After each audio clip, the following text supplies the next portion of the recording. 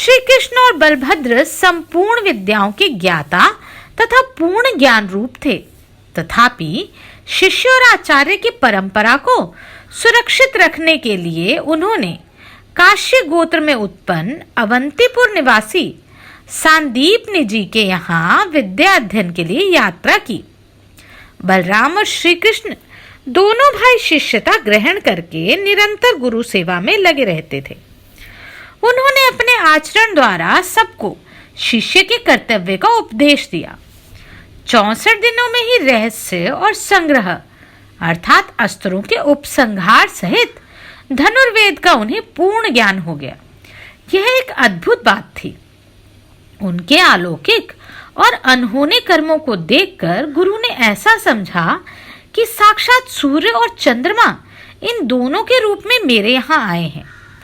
एक बार बताने मात्र से ही संपूर्ण अस्त्र शस्त्र का इन्हें ज्ञान हो गया। पूरी विद्या पढ़कर उन्होंने गुरु से कहा, भगवान, आपको क्या गुरु दक्षिणा दी जाए, बताइए। परम बुद्धिमान गुरु ने भी उनसे अलौकिक कर्म का विचार करके अपने मरे हुए पुत्र को मांगा, जो प्रभास क्षेत्र में समुद्र के भीतर डूब गया था। तब बलराम और श्री कृष्ण अस्त्र लेकर समुद्र तट पर गए और समुद्र से बोले, मेरे गुरु के पुत्र को ले आओ। समुद्र ने हाथ जोड़कर कहा, भगवान, मैंने सांदीपनि के पुत्र का अपहरण नहीं किया है। मेरे भीतर पंचजन नाम का एक दैत्य रहता है। उसका आकार शंख का सा है। उसी ने उस बालक को पकड़ लिया था। वह दैत्य आज भी मेरे जल में मौजूद है। समुद्र के यूं कहने पर भगवान ने जल में प्रवेश करके पंचजन को मार डाला और उसकी हड्डियों का उत्तम शंख ग्रहण किया। उसका शब्द सुनकर दैत्यों का बल क्षीण होता, देवताओं की शक्ति बढ़ती और अधर्म का नाश होता था। तदनंतर भगवान श्री कृष्ण और बलवान बलराम जी यमपुरी में गए। वहां उन्होंने शंखनाद किया और वैवस्वत यम को जीतकर गुरु के पुत्र को प्राप्त कर लिया। वह बेचारा वहां नरक की यातना भोग रहा था। उसे पहले जैसा शरीर प्रदान कर दोनों भाइयों ने गुरु को अर्पित किया। दक्षिण में एक यवनों का राजा रहता था। उसने अपने पुत्र काल यवन को अपने राज्य पर अभिषिक्त किया और स्वयं वन में चला गया। काल यवन बल के मद से उन्नत रहता था।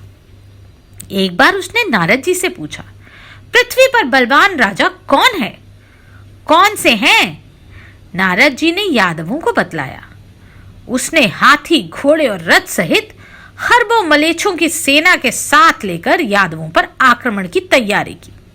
वह प्रतिदिन अविच्छिन्न गति से यात्रा करता हुआ मथुरा को गया। यादवों के प्रति उसके हृदय में बड़ा अमर्ष था।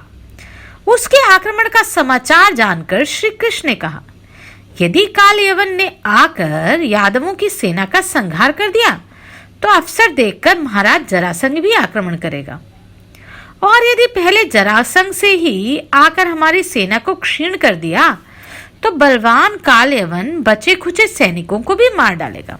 अहो, यदुवंशियों पर दोनों प्रकार से संकट उपस्थित है। अतः इससे बचने के लिए मैं यादवों के निमित्त अत्यंत दुर्जय दुर्ग का निर्माण करूंगा, जहां रहकर स्त्रियां भी युद्ध कर सकती हैं, और विष्णु और यादवों की तो बात ही क्या। यदि मैं सोया अथवा बाहर गया हूं तो भी इस दुर्ग में रहने पर दुष्ट शत्रु यादवों को कभी कष्ट ना दे सकेंगे। यह सोचकर गोविंद ने समुद्र से 12 योजन भूमि मांगी और उसी में द्वारकापुरी का निर्माण किया। उसमें बड़े बड़े उद्यान शोभा पाते थे।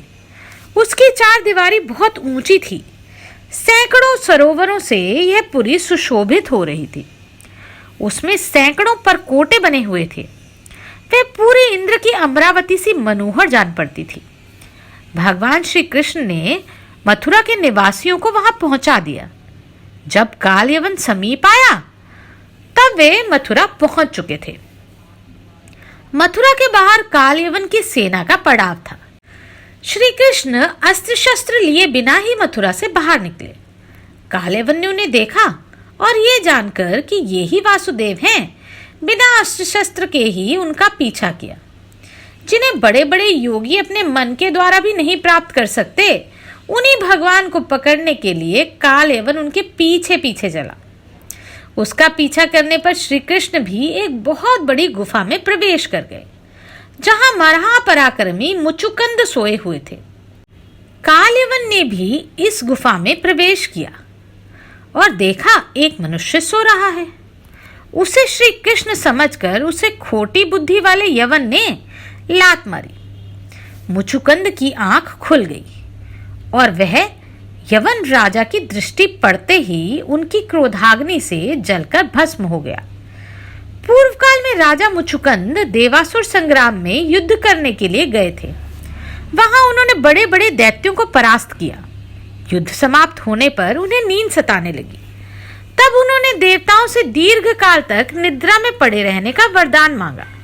देवताओं ने कहा, राजन, जो तुम्हें सोते से उठा देगा वह तुम्हारे शरीर से उत्पन्न हुई अग्नि से तत्क्षण जलकर भस्म हो जाएगा।